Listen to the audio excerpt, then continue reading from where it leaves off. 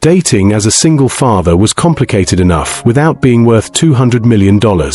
Lucas Bennett had learned the hard way that mentioning his position as CEO of Bennett Technologies on first dates led to relationships with his bank account rather than his heart. So when his sister convinced him to meet her friend's colleague, Sophia, he decided to try a different approach. "Girls, remember what we talked about?"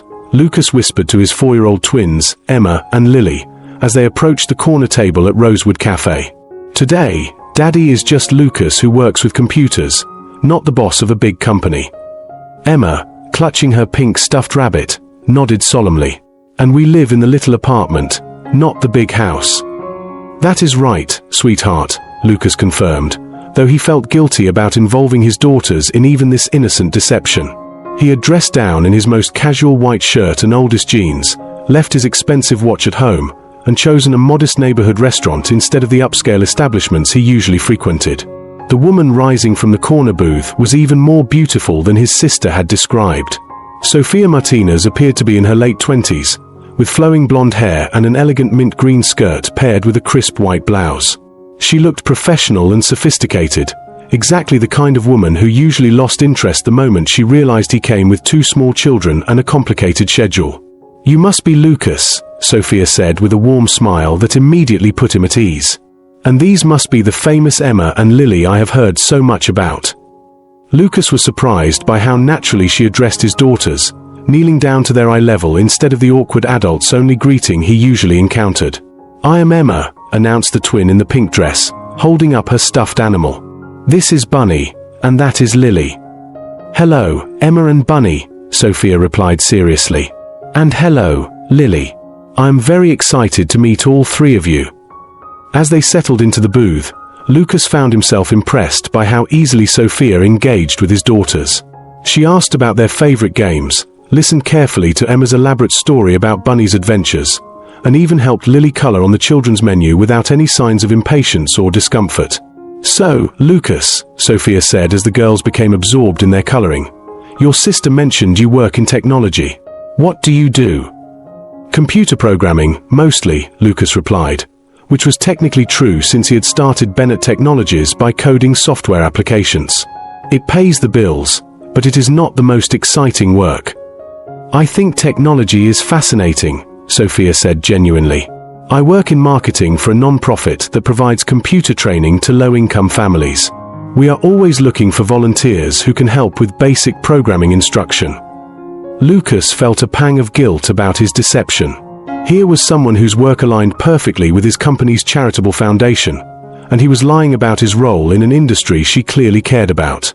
"That sounds like meaningful work," Lucas said honestly. "It must be rewarding to help people gain new skills." "It is," Sophia replied, her eyes lighting up. "Technology can be such a powerful tool for economic mobility, but only if people have access to training and equipment." As lunch progressed, Lucas found himself genuinely drawn to Sophia's passion for her work, her easy rapport with his daughters, and her apparent lack of interest in material displays of wealth.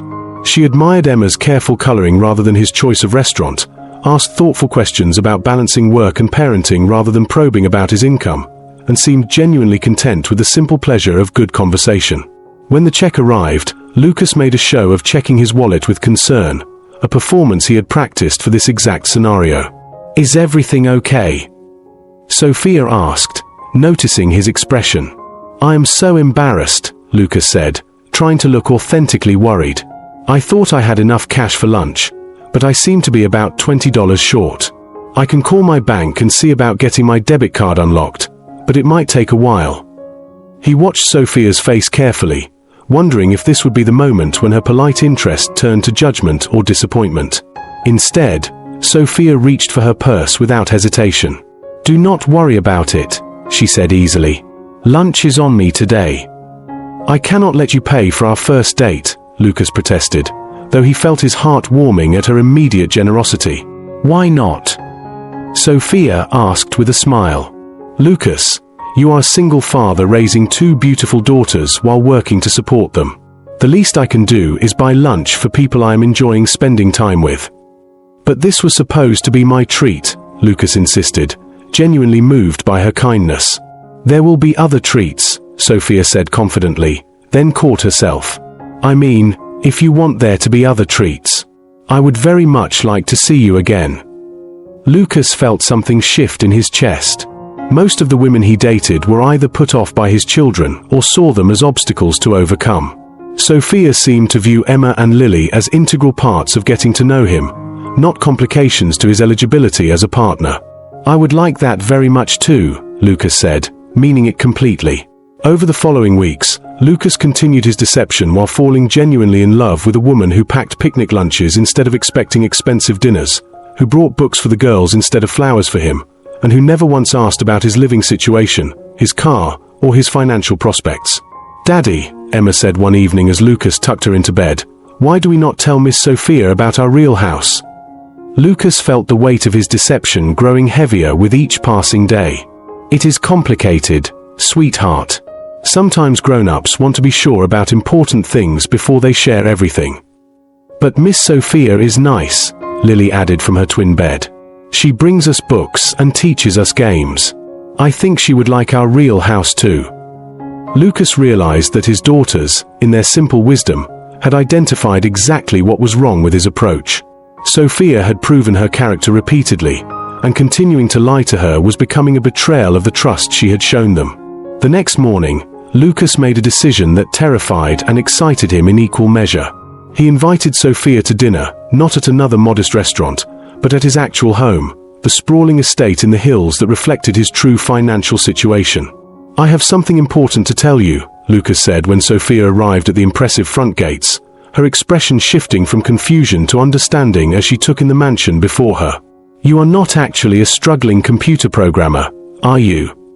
Sophia asked quietly. I am the CEO of Bennett Technologies, Lucas admitted, leading her into the elegant foyer. I lied because I wanted to know if you could care about me and the girls for who we are, not what we have. Sophia was quiet for a long moment, processing this revelation. Lucas, I understand why you felt you needed to test me, but I have to ask, what made you think I would be interested in your money? Experience, Lucas said honestly. Too many relationships that ended when women realized that dating me meant sharing my time with Emma and Lily, or that started only because they learned about my wealth. And what did your test tell you about me? Sophia asked. That you are exactly the kind of woman I hoped you were, Lucas replied. Someone who sees value in people rather than possessions. Someone who loves my daughters for themselves. Someone who would pay for lunch without thinking twice about what it cost. Sophia smiled, though Lucas could see she was still processing the implications of his deception. Lucas, I fell for a single father who was working hard to provide for his children and who clearly adored them. Your bank account does not change any of that.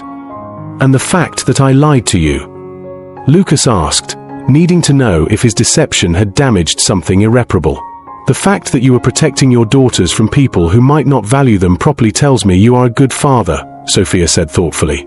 But Lucas, if we are going to build something real together, it has to be based on honesty from now on. 6 months later, as Lucas and Sophia announced their engagement at a Bennett Technologies charity gala focused on providing technology education to underserved communities, Lucas reflected on how much his approach to relationships had changed. You know, Sophia said as they watched Emma and Lily play with other children at the elegant reception, I am glad you tested me, even though I wish you had not felt it was necessary. Why? Lucas asked. Because now you know that I fell in love with the man who reads bedtime stories and makes silly voices for stuffed animals, Sophia replied. The CEO part is just what you do for work. The father part is who you really are. As they danced together while their daughters giggled and twirled nearby, Lucas realized that the most important test had not been whether Sophia would pay for lunch, but whether she would choose to love a ready-made family with all its complexities and responsibilities. She had passed that test every single day since they met.